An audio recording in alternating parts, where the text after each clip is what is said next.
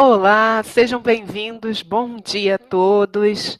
Andei ausente aí nos 2 últimos dias, em razão de compromissos profissionais, audiências, mas hoje estou aqui. Hoje é sexta-feira, um pouco tumultuada no Brasil, né? Mas firme e forte aqui para dividir com você um conteúdo que talvez possa ajudá-lo ao longo do exercício da advocacia criminal. Deixa eu me apresentar. Meu nome é Roberta Andreane Renault, se você ainda não me conhece. Sou advogada criminalista, atuo nessa área há 20 anos. Além disso, sou a criadora dessa fanpage Vocação Jurídica, na qual eu compartilho conteúdo gratuitamente com você, sempre no intuito de aproximar principalmente o advogado iniciante, né? Aquele que está iniciando a carreira, aproximá-lo da realidade jurídica, da prática forense.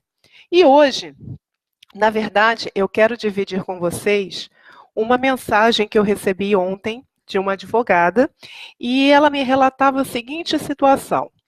Ela disse, né, que o cliente dela havia sido preso em razão do artigo 306 do Código de Trânsito.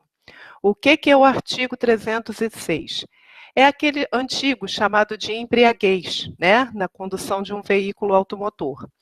E ela disse para mim que ficou perplexa, porque o rapaz veio a ser condenado, embora ele não tenha feito o exame do bafômetro, ele foi condenado porque os policiais que o prenderam declararam, tanto no auto de prisão em flagrante como na própria audiência, que o rapaz apresentava sinais de embriaguez, ou seja, que os olhos estavam vermelhos, que ele estava meio tonto, aparentava estar embriagado. E por essa razão, o juiz o condenou. E, em razão dessa mensagem que eu recebi da advogada, eu me lembrei de uma situação, né, a respeito das alterações sofridas no artigo 306 do Código de Trânsito.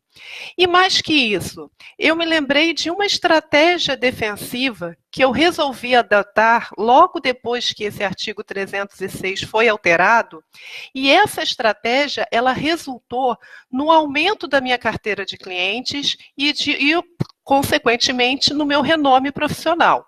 Por quê? Porque eu passei a obter muito êxito em razão dessa estratégia defensiva. E veja bem, foi uma estratégia onde eu aproveitei a alteração da legislação. E é por isso que eu resolvi fazer essa live de hoje para passar para vocês. E quem sabe vocês possam adotar essas estratégias, né, ao longo da sua carreira. Sempre que tiver uma alteração na legislação, muitas vezes a gente pode e deve adotar estratégias muito bem definidas. Bom dia, doutora André. Bom dia, doutora Fabiana. Então, vamos entender que estratégia foi essa. Olha só, o atual artigo 306 do Código de Trânsito, ele diz que conduzir veículo automotor com capacidade psicomotora alterada em razão da influência de álcool ou de outra substância psicoativa que determine dependência. Esse é o artigo 306, né, atual, aquele que foi alterado pela Lei 12.760 de 2012. Bom dia, doutor Benami, seja bem-vindo. Bom dia, doutora Jussara. Quero começar a atuar na área criminal e estou assistindo seus vídeos. Fico muito feliz. Espero ajudá-la de alguma maneira, tá bom? Vamos lá. Então, nesse artigo 306 atual, ele exige o quê? Vamos lá. Ele exige apenas a alteração da capacidade psicomotora. No artigo 306 anterior, exigia uma perícia técnica, que era a constatação da concentração de álcool por litro de sangue, igual ou superior a 6 decigramas. Então, no artigo antigo 306, a condução ela tinha que ser com substância, o álcool, né? Apenas o álcool. Então, o indivíduo que seria imputada a prática do artigo 306, ele deveria estar na direção do veículo automotor embriagado em razão de álcool. e deveria ser constatada uma concentração de álcool por litro de sangue igual ou superior a 6 decigramas. Na atual legislação, né, com a alteração do artigo 306, essa concentração de álcool, essa perícia técnica não é mais exigida. Agora, basta que o condutor do veículo esteja com a capacidade psicomotora alterada. E abrange não só o álcool, como qualquer outra substância psicoativa que cause dependência. E aí eu fiquei pensando nessa alteração do artigo 306. E tive uma situação onde o meu cliente, o que aconteceu com ele? Ele, na verdade, ele havia ingerido álcool e estava conduzindo o veículo automotor dele, foi parado por uma blitz, ele se recusou a fazer o bafômetro, disse que não faria, mas ele estava embriagado, né? Só que os policiais que o prenderam, em momento algum, falaram que ele apresentava sinal de embriaguez. E em momento nenhum falaram que ele estava com os olhos vermelhos, ou que ele estava falando coisas desconexas, todos aqueles sinais que nós sabemos, né, quando alguém está embriagado. E aí ele foi preso em flagrante, foi concedida a liberdade provisória mediante o pagamento de fiança, e na minha resposta à acusação, qual foi a minha tese? Eu cheguei à seguinte conclusão: a alteração da capacidade psicomotora, se não foi feito o teste do bafômetro, ela só pode ser identificada através de prova testemunhal, né? Por quê? Porque se o meu cliente não fez o bafômetro, não tem como comprovar que ele ingeriu álcool. Então, tem que ter testemunhas que falem que realmente ele apresentava sinais de embriaguez. Foi o que o artigo 306 hoje fala. A alteração na capacidade psicomotora. Se não tem perícia, prova testemunhal. Só que os policiais, em momento algum, falaram dessa alteração. Eles apenas prenderam o cliente, meu cliente. Em razão disso, eu usei a tese da absolvição sumária. E para o meu benefício, eu pesquisei, né? E já havia algumas decisões de primeiro grau nesse sentido. Eu usei essas decisões como parâmetro, porque a alteração da legislação foi em 2012 e era muito recente. Então, não tinha ainda posicionamento do STJ, STF, ainda não.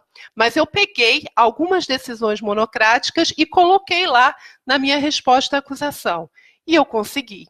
O cliente foi absolvido sumariamente e ainda teve a fiança restituída. Então, o que eu fiz diante disso? Eu achei uma estratégia defensiva que poderia ser adotada em situações semelhantes à do meu cliente, que eu havia acabado de defender. E comecei a adotar essa técnica e consegui outras vitórias. O que eu quero passar para vocês é que, através de uma legislação que foi alterada, se você estudá-la mesmo, né? E sempre que a alteração é feita, tem vários doutrinadores que opinam nesse sentido. Às vezes ainda não tem nenhum livro, né? Ainda não teve tempo, porque a alteração é recente. Mas a gente tem a internet, né? E a internet é um mundo onde a gente pode pesquisar abertamente. Então pesquisem, né, esses posicionamentos, o que os doutrinadores estão falando.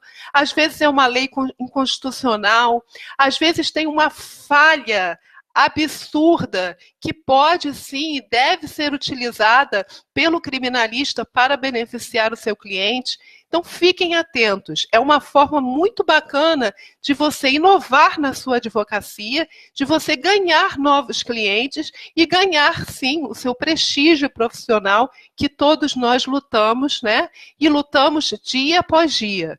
E vão passar 20 anos para vocês na advocacia e o prestígio tem que estar sempre sendo conquistado diariamente. Então, bom dia, doutora Célia, tudo bem? Então, era essa a minha dica para vocês. Fiquem atentos às alterações da legislação, estudem sobre aquilo antes da coisa começar a pipocar. Às vezes você já sabe que aquela lei vai entrar em vigor, por que não estudar? Por que não já definir uma estratégia e já criar marketing para captar clientes naquela situação? Isso é uma maneira que vocês têm de inovar, de se destacar. Tá bom? Gente, eu desejo para vocês um final de semana maravilhoso. Muito obrigada pela participação aqui de todos, que eu tenho recebido muitas mensagens carinhosas, muitas mesmo. Às vezes eu nem consigo responder todas, eu peço desculpas, mas é porque eu tenho que conciliar com a minha advocacia. Daqui a pouco eu estou correndo para o fórum. Mas eu gostaria de agradecer realmente pelo carinho. Segunda-feira estarei aqui com uma nova live. Um beijo grande para todo mundo. Fiquem com Deus, viu? Forte abraço, pessoal. Tchau.